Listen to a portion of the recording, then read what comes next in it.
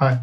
So let's add the particles or grass in this area. Let's take out this part, this one outside. Shift D, copy it here. Let's copy this area only. Go into top view, Shift D, right click, it will copy the area into its position. Then press P, select selection, you have a new shape. So now select that shape, bring it out, set origin to geometry. Okay, let's make some grass first.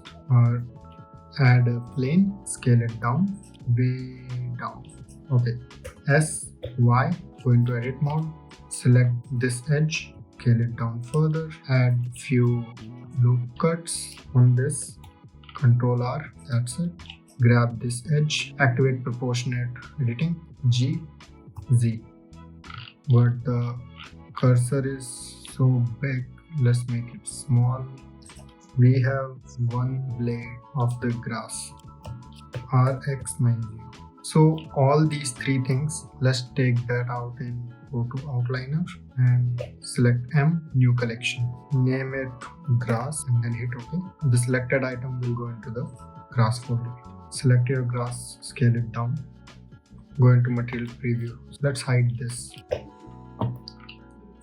Select this, add a new material, change the color to green, and this, let's take a new material because if you change this brown paint, it will change everything. So let's duplicate it, name it ground, and change the color to chocolatey brown dirt maybe.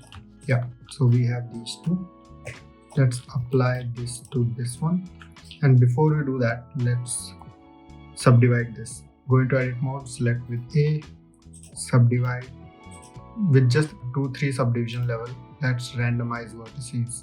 Make sure you are in vertices mode, and then you can select some vertices or the other and press G. Make sure proportional editing is activated. Grab it and move it on Z axis. Subdivide it a couple of more times and shade smooth. You have a dirty brown patch. So let's apply particle system on this one. Go to the particle properties, add a new here, go to render, path, object, select this object. So it will pick it as the particle. Now we can make this area smaller. Currently it's facing one side, so let's randomize it a bit. You can click on rotation, so it will have some level of rotation, but let's not do that from here. Let's do it from click on advanced, hit on rotation, normal or normal tangent, randomize. You can increase or decrease the number of grass blade that you want in this by like just decreasing it to few or increasing it more. One more thing, if you make any changes to this like scale or anything, it will be reflected there. Plus, if you make copies of this into the same object, rotate it with this, make it small, put it here, take it somewhere here and make it big one, RZ, global axis. Let's rotate this one on the axis, make it smaller. So it's one object, but it is being replicated accordingly, so we have more randomness. So once we have it, make sure all your this particle system and these particles remain in this one, and you need to save this. If you delete this one, it will go away, for example, because it's replicating that object here. So let's add some flowers. For that, you just add some spheres. Because the area is so small here, you don't need to add so much detail at this point. Just make some these, add new material to these, change the color to some yellow.